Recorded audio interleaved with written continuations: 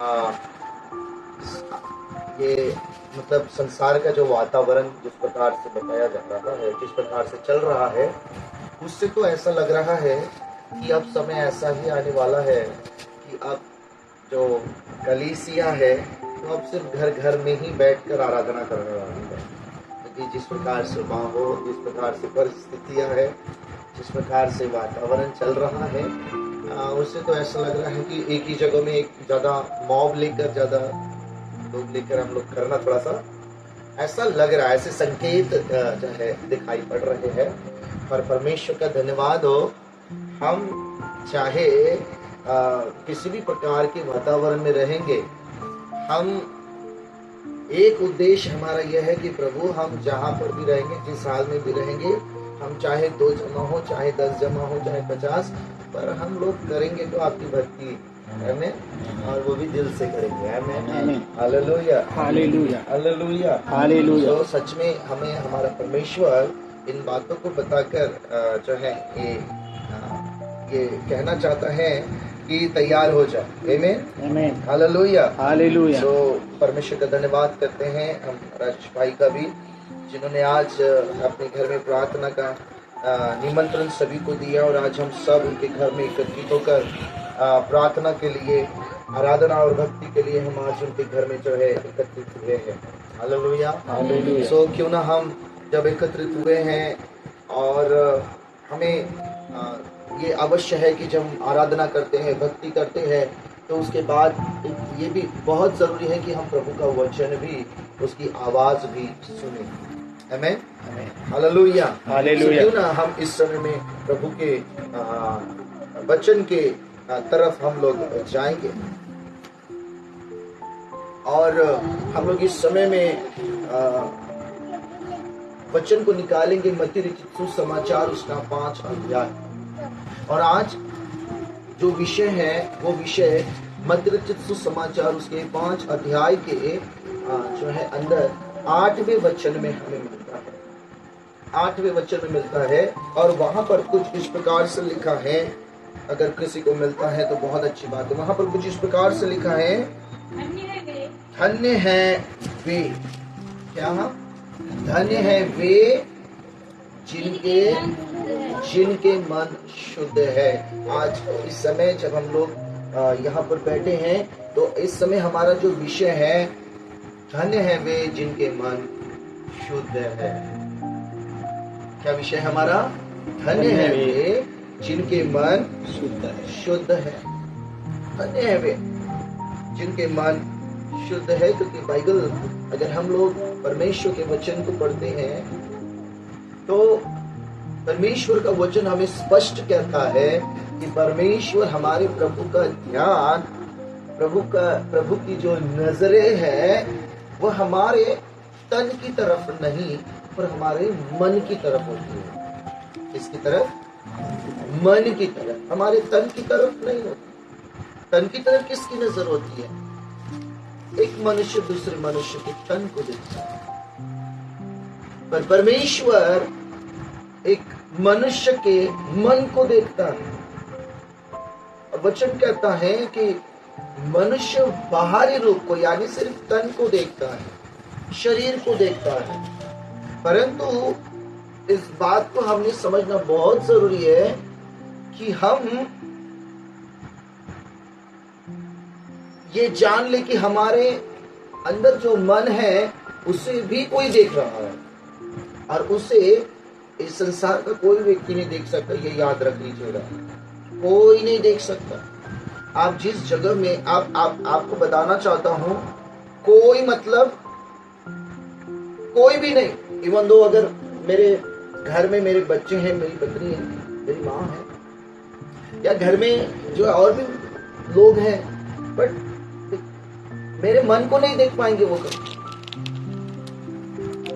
मन की स्थिति, मन की परिस्थिति, मन की हालत, मन की अवस्था, कुछ भी कह सकते हैं, कोई भी नहीं देख सकता, कोई भी नहीं देख सकता। ये याद रखिए, सिर्फ और सिर्फ और सिर्फ एक की नजर सीधी और पार देखती है, वो है परमेश्वर।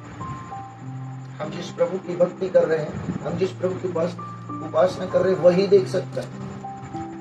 आपके मन की हालत, आप जिस जगह में काम कर रहे हैं, आप सोचो मत कि आपके मन की परिस्थिति आपका बॉस देखेगा या फिर आपका कलीग दिखेगा। आप कभी मत सोचो कि आपका कोई व्यक्ति या आपके अंडर में काम, आपके नीचे नियंत्रण में काम करने वाला वो व्यक्ति आपके मन को, वो सिर्फ आपके बाहरी रूप को देख सकता है। वो सिर्फ आपके बाहरी रूप को देख सकता है। आप जिस जगह में पढ़ाई कर रहे हो, आपके दोस्त लोग होंगे, आपके जो है फ्रेंड्स होंगे, आपके जो है टीचर्स होंगे, they can't see your heart. वो देख ही नहीं सकते आपके मन को, वो देख ही नहीं सकते, क्योंकि बाइबल हमें स्पष्ट बताती है पहले शमूएल की पुस्तक 16वें अध्याय के 7वें वचन में कि मनुष्य सिर्फ बाहरी रूप को देख सकता है,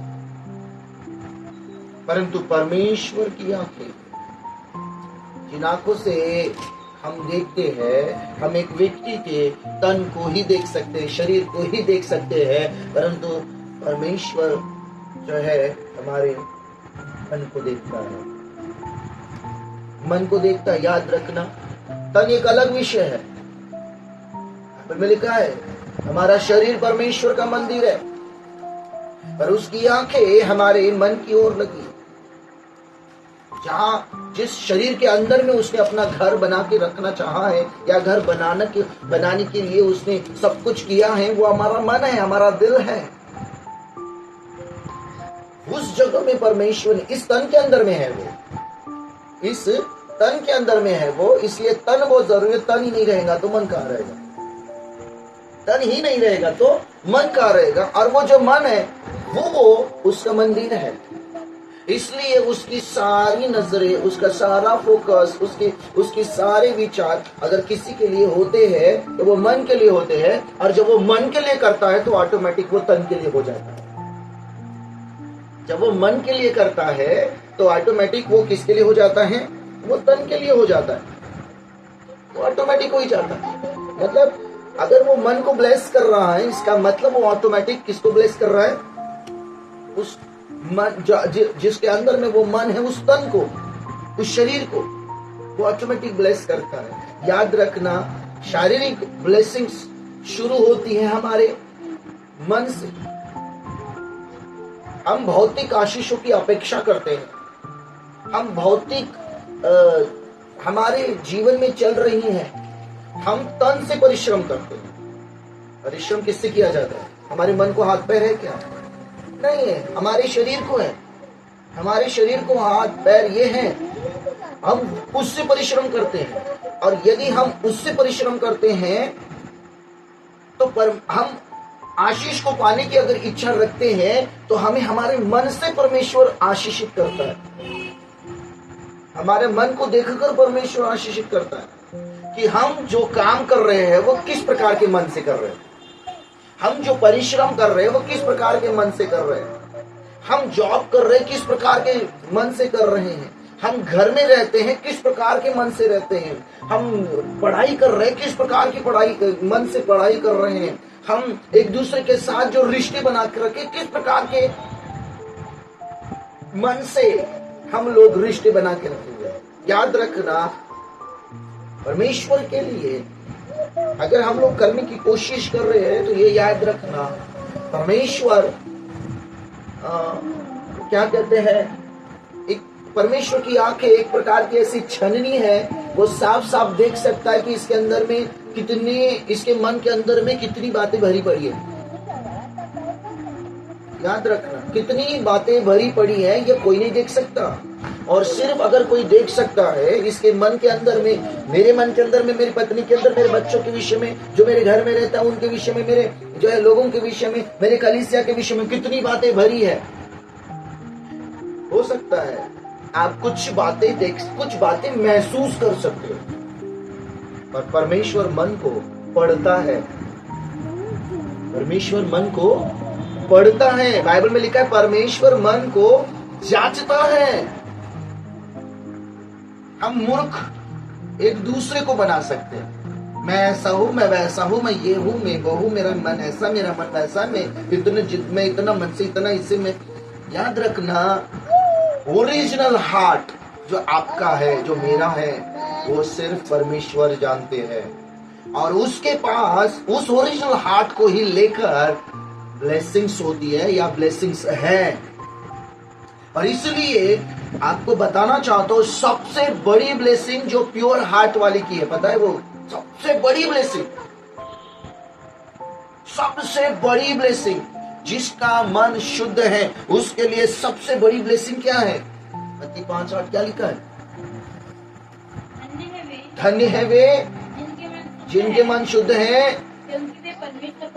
क्योंकि वे परमेश्वर को देखेंगे। प्योर। आपको बताना चाहता हूं, सबसे बड़ी, इस दुनिया से बड़ी, सारी आशीषों से बड़ी, सारी भौतिक वस्तुओं से बड़ी, सबसे बड़ी ब्लेसिंग क्या दिया परमेश्वर ने? प्योर हार्ट वालों को, शुद्ध मन रखने वालों को, वे मुझे देखेंगे। वाह! आप सोच सकते इससे बड़ा कुछ होगा? इससे बड़ा कुछ हो सकता है? इस धरती पर डबल माइंडेड गेम खेला जाए, डबल माइंड से रहते हैं।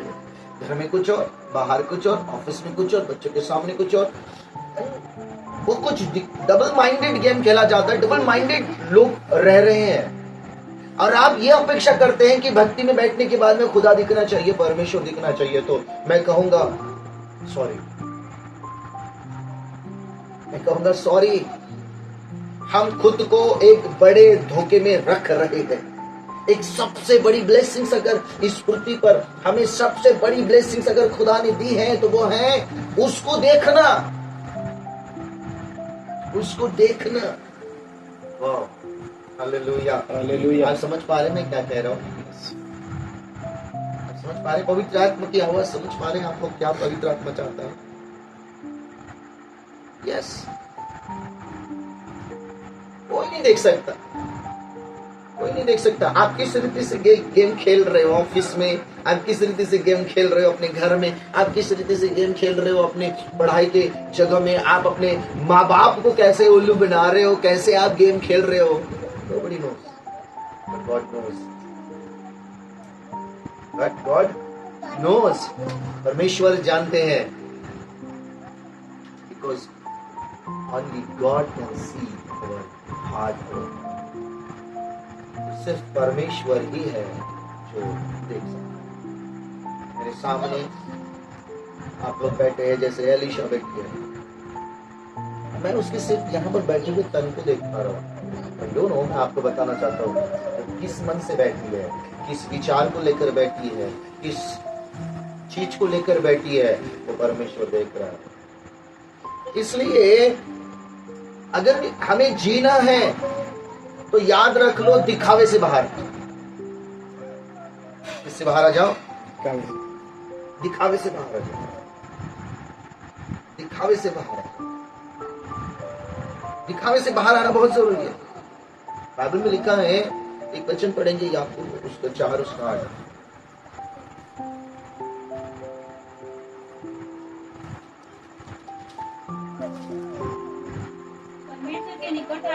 परमेश्वर के निकट आओ तो वह भी तुम्हारे निकट आएगा, तो वह भी तुम्हारे निकट आएगा। हाँ, हे पापियों, अपने मन शुद्ध करो। क्या बोला? हे पापियों, अपने मन शुद्ध करो। दिखावे के जीवन से बाहर आ जा।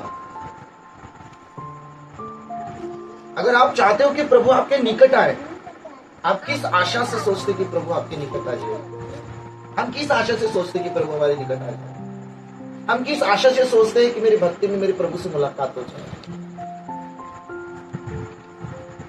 एक बहुत अच्छा उदाहरण बाइबल में दिया, एक फरीसी और चुंगी लेने वाले कलेक्टर, टैक्स कलेक्टर बोले तो टैक्स कलेक्टर, उसका उदाहरण दिया है बाइबल में, आपने पढ़ा है? किसी को याद है क्या है वो उदाहरण?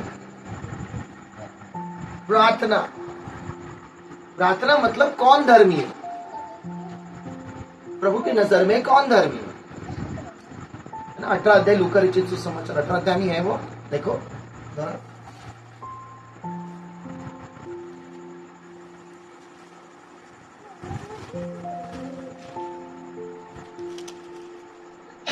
अच्छा अध्याय में है क्या? देखो उसमें और होगा ना धनी फरीसी और चुंगी लेने वाले का है ना शायद 14 वचन के ऊपर कहीं पर हाँ जी 9 वचन से ना यस पढ़ो ना थोड़ा सा चलो उसको पढ़ ही लेते हैं मैं सप्ताह में 2 बार उपवास रखता हूँ। यानी शुरू से पढ़ो ना 9 से हाँ 9 वचन से उसने उनसे लोगों से हाँ जो अपने ऊपर भरोसा रखते थे किसके ऊपर बहुत से लोग है ना अपने ऊपर भरोसा रखते हैं हाँ भरोसा रख हाँ कि हम धर्मी हैं कि हम क्या है बस हमको पता है हम कैसे लोग हैं हमको पता है हम अरे हाँ बाबा आप मंदिर में जाते हो आप पास्टर को बोल सकते बता सकते दिखा सकते हो आप दरी उठा रहे हो मैं बोलूंगा वाह वाह वाह कितना समर्पित व्यक्ति है भाई है लगा हुआ है भी ये करना वाह वाह वाह मुझे ऐसा लगेगा कि कितना अच्छा आलेश बोले वाह मैं बोलूंगा वाह कितने अच्छे हैं। अब यही बात है कि लोग अपने अंदर में खुद को सोचते कि मैं कौन हूं बड़ा धर्मी व्यक्ति हूं अपनी नजर में तो तुम कुछ भी सोचते पर उसकी नजर में जाना चाहिए कि नहीं उसकी नजर में जाना चाहिए कि नहीं अब यहाँ पर क्या लिखा हुआ है हाँ जी आगे और दूसरों को तुच्छ जानते थे और क्या करते थे मतलब दूसरा उसके उनके नजर में वो कोई भी हो मैं हूं तो सबसे अच्छा हूं और दूसरे कोई भी है तो तुच्छ है गए हैं आगे यह दृष्टांत कहा अब दृष्टांत बोला है प्रभु ने ओरिजिनल घटना नहीं बताई है परंतु एक कहानी बताई है समझाने के लिए कि बाबा देखो दिखावे की जिंदगी मत जियो क्योंकि ऊपर वाला दिख रहा है किसी को दिखाने के लिए अपने बाइबल में लिखा है अपने धर्म के काम मत करो किसी को दिखाने के लिए मत करो बाइबल में स्पष्ट लिखा है सबसे बड़ी ब्लेसिंग है सर परमेश्वर को देखना सबसे बड़ी ब्लेसिंग है मैं कहूंगा इस दुनिया की सारी चीजें उसके सामने फेल हमने कर ही देना चाहिए कि यार इतनी बड़ी ब्लेसिंग हमें मिल रही है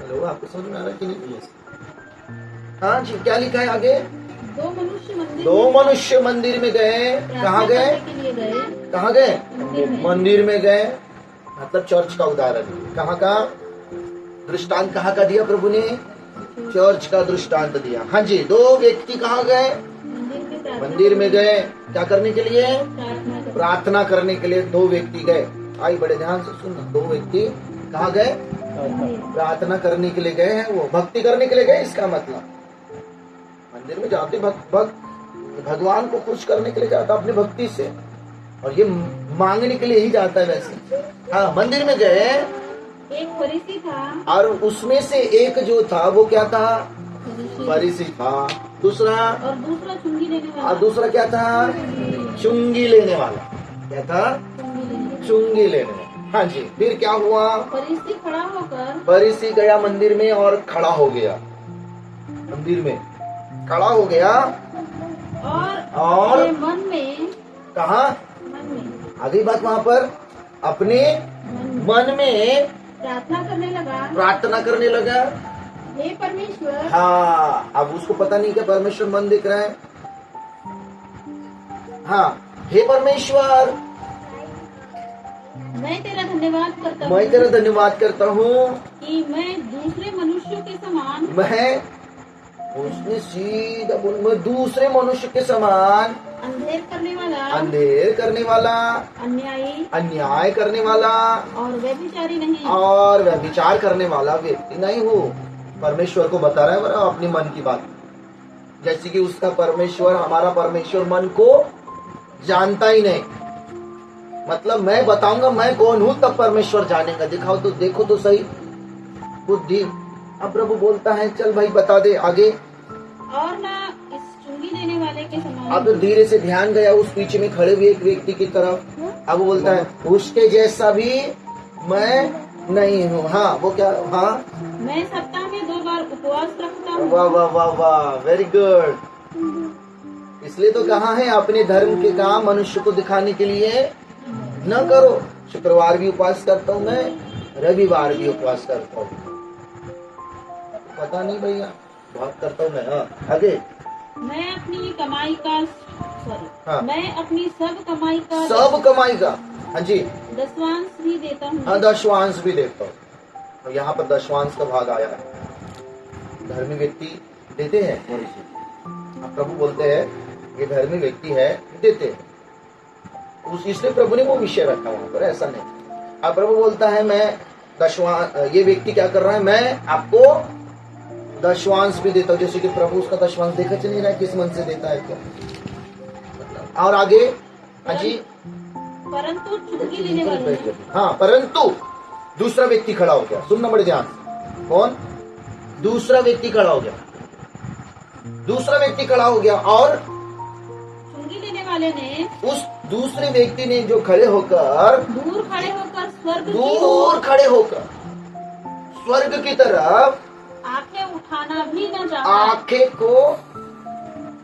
आंखों को उठाना भी न चाहा, उठाना भी नहीं चाहा अपने मन में, क्योंकि उसके मन में कुछ और चल रहा है।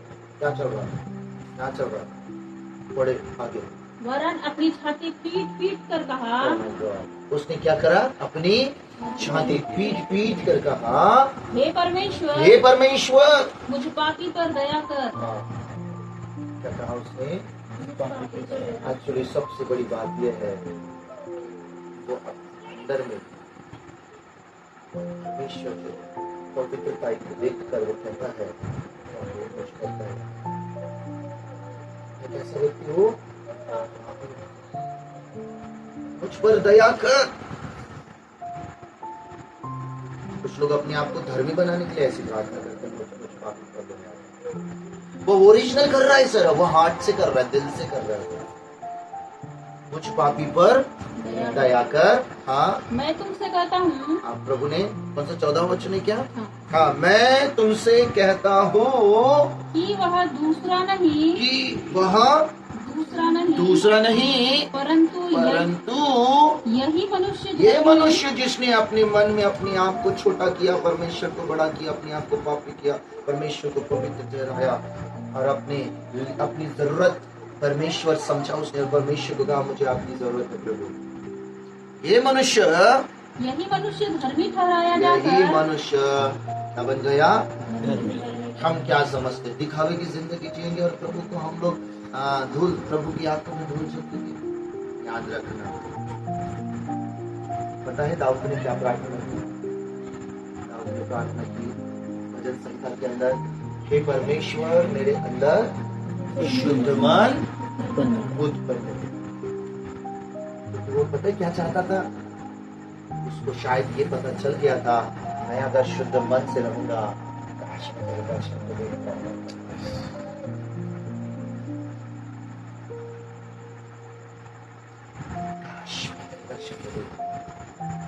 काश मैं तुझसे मिल पाऊंगा। इसलिए क्या कर, तू मेरे अंदर शुद्ध मन, प्रार्थना की भजन संहिता के अंदर 51। हे परमेश्वर मेरे अंदर क्या कर, तू शुद्ध मन उत्पन्न कर। बाइबल में लिखा है जब तू इस हाथ से देता है तो इस हाथ को भी पता नहीं चलना चाहिए, पर ये तो ढिंडोरा पीट रहा, मैं तो इस हाथ से देता हूँ, तो कितना देता हो तुम? उपवास करते हो तो कोई तुम्हें उपवास ही ना जाने, ये बात बोली गई है जी। मैं सप्ताह में 2 बार उपवास करता हूँ, मैं दशवांश देता हूँ, मैं धार्मिकता के सारे काम करता हूँ, मैं चुंगी लेने वाले की जैसा पाप नहीं करता, व्यभिचार नहीं करता।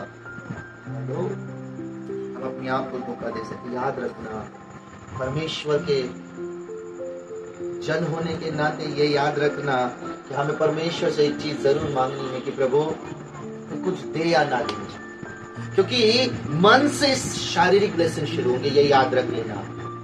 हमारा जो हार्ट है, मन से अगर आप प्रभु के सामने बिल्कुल इस व्यक्ति के समान अपने मन को रखकर होना, तो ये याद रखना, दाऊद के समान ऐसे मन को रखकर होना, तो वो शारीरिक आशीष दिखाई दी। बाइबल कहती है कि दाऊद का मन जब वो बच्चा ही था तो प्रभु को उसने जो है आकर्षित कर लिया, और प्रभु ने उसको शारीरिक आशीष क्या दी पता है? वो राजा बन गया, क्योंकि उसका मन उसको राजा बनाने के लिए तैयार, प्रभु तैयार हो गया। वो उसके मन की वजह से हुआ, ये याद रखना। वो स्त्री जिसको हन्ना कहते हैं हम लोग, उसको प्रभु ने ब्लेसिंग क्यों दी? वो हार्ट था उसका दिल था, वो कहने लगी मन ही मन प्रार्थना करने लगी। मन से शुरू होती है, ये याद रखना। किसी भी प्रकार आप भी अगर पढ़ाई कर रहे हो, आप घर में धोखा दे सकते हो, सबको धोखा दे सकते हो। अगर खुदा की ब्लेसिंग चाहिए आपकी पढ़ाई में, आपके किसी भी क्षेत्र में, अपने हार्ट को क्लियर रखना है, याद रखना है। अपने हार्ट को, अगर हम किसी भी क्षेत्र में, बिजनेस के क्षेत्र में, घर के अंदर में ब्लेसिंग चाहिए हमको, बाहर ब्लेसिंग चाहिए, काम धंधों में ब्लेसिंग चाहिए, खुदा के सामने प्योर रहना सीखिए। अगर प्योर नहीं है तो खुदा से घुटनों के ऊपर में जाकर दाऊद के समान हमें यह प्रार्थना करनी कि प्रभु तू मेरे अंदर क्या कर, मेरे अंदर उत्पन्न कर। हम निकल पड़े हैं भौतिक ब्लेसिंग्स के लिए। अरे हमको भौतिक ब्लेसिंग्स के पहले हमको हमारे मन की शुद्धता और मन की तरफ ध्यान देना बहुत जरूरी है, जो कि आज हम लोग नहीं देते। ओरिजिनली यही जीवन है, हम डबल लाइफ जीते हैं, दोहरा जीवन जीते हैं, ऐसा कहते हैं। घर में कुछ और, बच्चे लोग घर में कुछ और, कॉलेज में कुछ और, स्कूल में कुछ और, ऑफिस में कुछ और, घर के अंदर में कुछ और। हेलो, याद रखना, परमेश्वर के सम्मुख आपका हार्ट मायने करता है, आपका मन मायने करता है। आप उस कैसा मन लेकर चल रहे हो, कैसा मन लेकर चल रहे हो। क्या दुआ करनी है? सिंपल दुआ। आपने ये मत दुआ करो मेरे बच्चे को ब्लेस कर, मेरे घर को ब्लेस कर, मेरे इसको ब्लेस कर, मेरे उसको ब्लेस कर। आपने सिंपल दुआ करना है, प्रभु अगर मेरे अंदर शुद्ध मन है ना, तो मुझे भौतिक आशीषें मिलेंगी ही मिलेंगी,